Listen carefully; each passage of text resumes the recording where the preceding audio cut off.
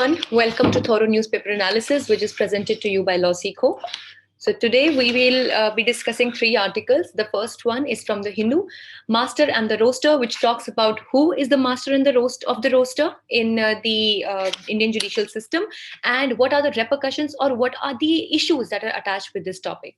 Secondly, Calling Off Play, which is from the Indian Express, which talks about the NEP policy, which is the National Education Policy 2020, and how has it put down the provision for playgrounds in the school. And thirdly, Revising Food Security Act, why, how, and implications for center states. Basically, in this, we will learn that what is the Food Security Act and what is the recent proposal made by the Niti Aayog. And fourthly, we have the news in flash, but I guess for today, we don't have a news in flash. So we are back with our CLAT project, which is the project Maverick. So if you're preparing for CLAT 2021, then definitely have a look at this. You can find the links to this course in the description box below. Also, you can check out our daily CLAT quiz from the Hindu newspaper, which will be streamed live at 9 a.m. on our channel. So if you're also preparing for judicial services or other exams, you can have a look at our other courses as well. So this is the multiple choice question from yesterday's discussion. Amazonia 1 satellite belongs to, your options are India, Brazil, Chile, or Venezuela. This is the descriptive question for the day. What is master of the roaster system in the Indian judiciary? What are the possible issues attached with it? So let's understand firstly that what do we mean by the master and the roaster? Basically, it is called as the master of the roaster system. So the Supreme Court has closed proceedings inquiring into a conspiracy to threaten independence of the judiciary. First, let's understand that what do we mean by the master of the roaster? Basically, in the Indian judiciary, there is a system, as we all know, that for various cases or adjudication of various cases, special benches are made, right? So sometimes we have 3 judges bench, we have 5 judges bench, 7 judges bench as per the requirement of that particular case. And then to that particular bench of that judges, some cases are allocated. Here in our judicial system, it is the Chief Justice who is called as the master of the roaster. Now, please keep in mind, this is an important topic. It can be a question for a prelims exam as well, that who is considered as the master of the roaster. So it is the Chief Justice. So basically, it lies as an exclusive power of the Chief Justice to decide that what would be the bench of the judges, as in who all would comprise of a particular bench of the judges, and which cases would be allotted to this particular bench. Now, due to this exclusive power of the Chief Justice in India, many times it has been seen that the allocation of the cases to particular benches, or even the ingredients, or in a way the participants or the judges who comprise of that particular bench, they are sometimes specifically or purposely they are put in such a bench, or some kinds of cases are particularly given to them. So which ultimately is hampering the independence of judiciary. So let's understand that why basically this is a failed opportunity. So what happened recently that the Supreme Court has closed the proceedings which were going on inquiring into a conspiracy to threaten the independence of judiciary. Now here this article also talks about that, as we know, there are previous Chief Justice of India who was Mr. Ranjan Gogoi. So right after he retired from that post, he was nominated as the member of Rajya Sabha. So this basically shows that there is some kind of political affiliation or influence that was there on him. So that is why when we talk about the independence of judiciary, so it is not even allowed that the judges after their retirement can practice as the judges or can join any particular kind of institution of such sort, just to make sure that while they are on that particular position, they are not inclined towards any particular person or agency or any opportunity that might be helpful for that judge once he gets retired. And that is why independence of judiciary is made sure with this procedure. But if at all the Chief Justice of India would himself he would be nominated as the member of Rajya Sabha, which definitely is is a political post, you have political powers over there. So definitely there is no separation of the judiciary and the executive as is envisaged under Article 50 of the Indian Constitution. So here it says that it failed to recognize the root of many problems. Now, what are these problems? The singular power of the Chief Justice as the master of the roster. Now, here, as we say, when we have the collegium system, or even when we have the appointment of judges, so it is made sure that there is no concentration of power in particular authority, and thus recommendations at different levels take place, and more number of authorities they participate over there in order to make sure that there is no in a way arbitration or concentration of power in a particular hand. But when we talk about the master of the roster system, which we just learned what it was, the exclusive power of this system lies in the Chief Justice of India. And that is why this gives this power a singular nature, which means that many a times it is seen that it is used in an arbitrary or a wrong manner. But since he is the only one who holds exclusive power in this direction, there is no one to raise a question against this. So this power enabled the Chief Justice of India, Ranjan Gogoi, to institute suo motu proceedings despite being an accused. So he presided over the proceedings over his own case for the sexual harassment.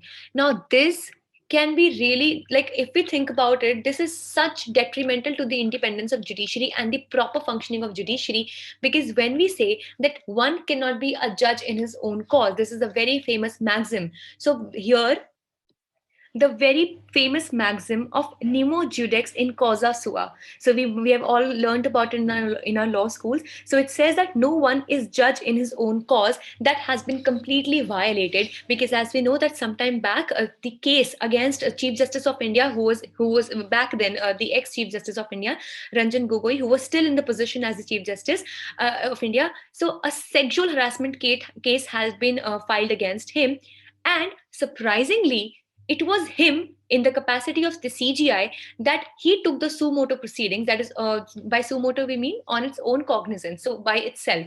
So he took these suo motu proceedings despite being an accused. So basically, he was an accused in this particular case. So he ideally shouldn't have had the right to take the suo motu cognizance of this entire proceeding. But firstly, he did this. And secondly, he himself presided over the proceedings which were against him itself. So, like, can you understand? For example, if I have committed a kind of theft, and if I am the only one who is deciding whether I have committed this theft or not, so how much do you think that a justified decision can come out of this situation? So this was almost the same case. See, we are not saying here that he was actually,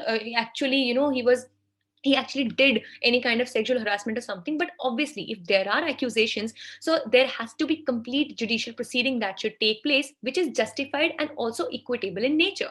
But in this regard, when he himself presided over the proceedings that were running against him itself, definitely impartiality or biasness unbiasedness cannot be expected. Then, with CGI as sole master of the roster, any executive seeking to influence the Supreme Court needs only a plaint CGI. So now, what here it is a pliant CGI. So basically, what happens is that it is only one person, being the CGI, who is the sole master of the roster. So if at all the executive, now it can be any government body, any government official, or anyone, if he wants that particular kind of case should turn in his own favor, then the only person, the only authority he needs to influence is one Chief Justice of India. Now, obviously, this is a very decorated, a coveted, position in the country and the judicial system. But still, if there are more people attached to a particular power, it is really difficult to convince them for doing something that is completely wrong. But if at all there is only one person, so it becomes comparatively easier to convince or influence that person in your own favor. And that has many a times has been seen that it has been happening in the Indian judiciary. And then B.R. Ambedkar remarks on his remarks on the Chief Justice of India were that after all, the Chief Justice is a man with all the failings, all the sentiments, and all the prejudices. So one thing that we need to know, as Dr. B.R. Ambedkar also pointed out, that whatsoever, in the end, the CGI, he himself is a human being. He himself is a man. And thus, he also has various failings, sentiments, and prejudices attached to him. And thus, if there is only one person who exercises the exclusive powers on master of the roster system, then it can be that it is easier to influence this particular person and misuse his sentiments or prejudices. Now, here are some relevant judgments in this direction. So, the first is Ashok Pandey versus Supreme Court of India in 2018. So, it was held that the master of the roster is CGI's exclusive power. And the second case is Shanti Bhushan versus Supreme Court of India, which was again in 2018, and it said that it rejected the plea that the master of the roster should be interpreted as the collegium. Now, as the collegium means just like where pluralistic votes or pluralistic recommendations are considered, so it was completely rejected. So even till date, we exercise and follow the exclusive power of CGI over the master of the roster system. So here there is a need for the judicial reforms. Firstly, the first important reform is to bring in the collegium system. Now, the formation of the collegium system in response to Indira Gandhi's punitive transfers to High Court judges and superseding of judges to appoint the CGI. Now, one thing that we need to keep here in mind is that this is a bit long story, but I'll give you a glimpse of it. See, when the Keshavanan Bharti judgment came in 1973, we know that this judgment had brought a lot of changes in the constitution that had been actually brought by the Indira Gandhi government in the times of emergency. So what happened was, because as we know that in the times of 1970s, the Congress government led by Indira Gandhi, it was in sweeping majority in the parliament, and thus arbitrary powers were given in the hands of the government, but which thankfully were brought down by the Keshavanand Bharti case. So when finally the CGI of the Supreme Court had to be, or basically the CGI of India, the Chief Justice of India had to be appointed. So the basic convention was that the senior most judge of the Supreme Court had to be, he used to get appointed as the CGI. So that was a convention that was always running through in the Indian judicial system. But in this case, what happened was that the top two, or if I'm not wrong, top three judges, they were the ones who had actually given the Keshavanand Bharti judgment. And thus, the executive was not happy about it. So definitely, the prime minister was not happy. She convinced the president as well. And so, instead of those senior most judges, another judge who was at the junior as compared to them was appointed as the CGI. So this was considered to be as a black spot on the Indian judiciary as well, because the entire convention was broken down. So to bring down that complete system, we had brought the collegium system, which later said that now if the president has to appoint, now when the president appoints the CGI, a complete process of pluralistic recommendation takes place, wherein the other people, as in the other judges, the senior most judges, also participate in this particular process. But collegium system failed to keep executive interference at bay from Supreme Court. Now, this also we have to see that it is not that it was the panacea for all the perils and all. Nothing like that, because collegium system also in some directions has failed to keep the executive away from the judicial system due to two reasons. Firstly, Justice Gogoi's case, like post-retirement jobs. So I just talked about it, that he soon after he retired from the post of CGI, he was nominated as the member of Rajya Sabha. So we can clearly see political affiliations developing over here. And then the privilege of master of the roster is an unchecked power. So just the two cases just that we had discussed in the previous slide, that the exclusive power of the master of the roster also is a big trouble for the collegium system. And finally, the judicial reforms should focus on introducing a cooling off period between retirement and post-retirement appointments. Now, what do we understand by the cooling off period? See, if you want to have something, you're eating something, okay, so that thing is really hot now at this point of time, so it just has been brought down from the gas, or you've just taken it out from the oven or something. So in this direction case, what do we do is that we wait for a while. So we wait for that particular thing or beverage or whatever we are going to eat or drink to wait to just cool down a bit. So that is the cooling off period. Similarly, it says here that once a judge retires from the court, so there should be some period that should be waited for, and then must be some post-retirement appointments that should take place, if any. And then the power of master of the roster needs to be diversified beyond CGI's exclusive discretion. So that's definitely what we have been discussing. So you can go through this infographic as well. It's really good for you. We have already discussed it, so we'll not get into a lot of detail that what is the collegium system and what was the NJAC, which was brought in 2014, but it was then brought down by the Supreme Court. So you can go through this also. This is an entire process that what the two bodies are, the collegium system and the NJAC, again, the criticism of the system and how the NJAC came about. So you can go through this. NJAC basically was one of the new methods that were proposed, that National Judicial Appointment Commission, to appoint the judges of the courts, but it was finally brought down by the Supreme Court itself.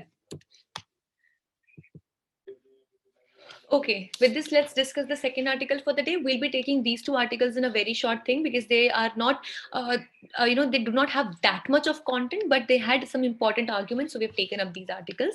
The first one is children's right to playgrounds. So basically, the National Education Policy of 2020, which we know it was in a lot of hype due to its, overreaching and amazing ideas that it has brought. But let's see how far we can reach up in the implementation. But yes, the NEP 2020's playground related aspects have been criticized in this article specifically. So basically, it says that the NEP, or the National Education Policy 2020, dismantles or breaks down the legal regime of protected playgrounds. Now, see, when we talk about the overall growth of the personality, when we talk about students or children having a good growth in all aspects, now be it education, be it mental growth, and even physical growth. So in such scenario, the playgrounds, as in the culture of sports, plays a very important role. But the national education policy has brought some provisions along with it, which actually bring down the protection which was earlier given to the playgrounds through various acts like the Right of Children to Free and Compulsory Education Act, which is the RTE Act 2009, and also the UN Convention on the Rights of the Child 1989. Basically, the NEP 2020 advocates shifting the education system from an overemphasis to inputs to output. So basically, it says that we should not emphasize a lot into the inputs, as in what we are giving to the system. Rather, we should focus at what outputs are we getting. Now, for outputs, definitely we should focus on the skill development, we should focus on the vocational training, etc. But again, there is an argument in contradiction to this, that it is not just the trainings or the skills or the vocational training, etc., that can help a person to develop his skills. Rather, sports and games that teach us so much about the team spirit and sportsman spirit. It gives us so much of exposure. So these things are also equally important. So it directs a review of the practicalities of playgrounds in urban areas, which aims to ease the school operation by removing the RTE playground requirements. So basically, under the Right to Education Act 2009, it was made it was made compulsory for the schools to have the playground. So it was the schools were required to have the playgrounds. But to this contradiction, the NEP has eased this particular requirement, and thus it is very much possible that now schools would not really focus a lot upon giving that much area of their land to a particular playground. Then it proposes that by 2025, the state governments create school complexes and rationalize schools to encourage sharing resources. So, the national education policy recognizes the children's play only when it serves teachers in imparting learning. So, only when the teachers are convinced that yes, they're exactly particularly learning some particular kind of thing, so only then they might be allowed to play. But otherwise, their right to play also has been brought down. So, this also a very intricate balance needs to be developed here by the school authorities. So finally, let's discuss this article which talks about the Food Security Act. So Niti Aayog recently circulated a discussion paper on proposed revision in the National Food Security. So here, one thing that is the most important for us to learn is that what is the National Food Security Act?